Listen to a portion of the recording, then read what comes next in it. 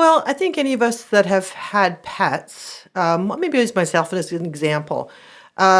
You you get there is a relationship that develops between you and the animal, and some animals more than others.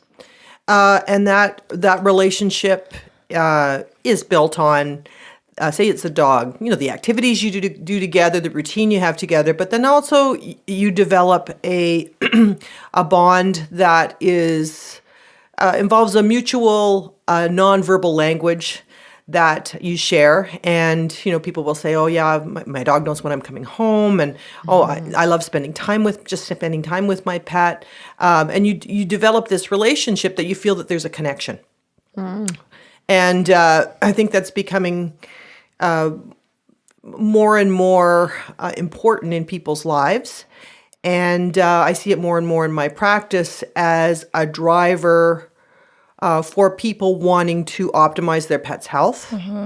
And how it's interesting how practice has changed because people's relationship with their animals have changed. Their animals are now for the most part of the family. They're not just separate from the family, an animal that maybe is not thought of as part of the group. And there are more and more people not having children too. And pets are sort of filling that role for people. And there's people that live alone that have pets that fill a void for them as well. And we'll get into some interesting discussions about that.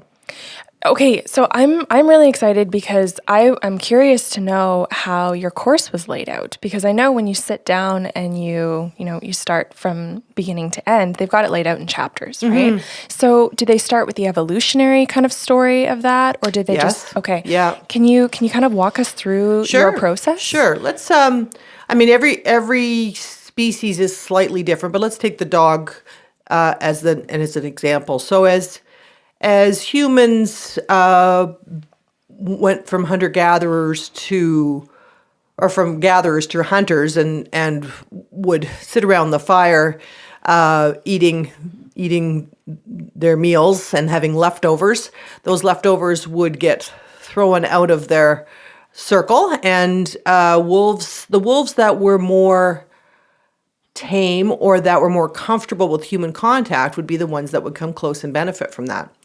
And so over time, those animals got closer and closer. Those animals were more successful. They reproduced and had young that were more able to be social with people. And that's how the domestic dog originated. And then there was an advantage to humans and dogs living together. Humans learned to hunt. They learned strategies to hunt from dogs. And dogs benefited from the food that was provided for them by the humans.